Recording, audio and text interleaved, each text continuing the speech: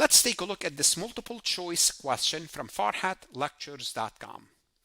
A CPA firm is auditing the financial statement of a city government.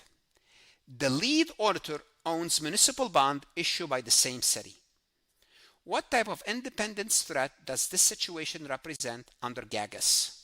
Well, the first thing you can do if you're using farhatlectures.com website, you could ask the AI to explain the topic, and the AI will explain what type of independence threat do we have and explain each one of them if you don't remember or you just want a refresher about this. Okay, so let's see what are we dealing with here. Is it familiarity threat? Is it self-interest threat? Is it structural threat? Is it self-review threat? Let's start with self-review. What is self-review? Self-review threat is when you help the company carry an act or perform a service or implement a system, then you audit that system, audit that act. This is self-review. I don't see this here. Is it a structural threat? What is structural threat? This arises from audit organization position within the government, not from the individual's auditor investment, because here what we're talking about is the investment is in the municipal bond. This has to do with the structure within the government. We're not talking about that. Is it self-interest threat? What is a self-interest threat? A self-interest threat is when you have some sort of a financial interest within that unit that you are auditing. Do you have that financial interest? And the answer is yes. If you own municipal bonds, you are going to be paid interest from that municipality. So what's the risk here? The risk is you give them good review, clean review. Why? Because you want them to be able to raise money, because your interest is they are in good shape. Your interest is to be paid. Therefore, between D, C, and B, I will keep B, but let's look at A.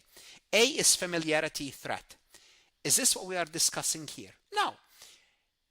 This threat stems from close personal or professional relationship, not financial ownership. This is when you know someone, or your spouse worked there, or your cousin, or your brother, or your parents. Nothing like that in this question. Therefore, the best answer is B.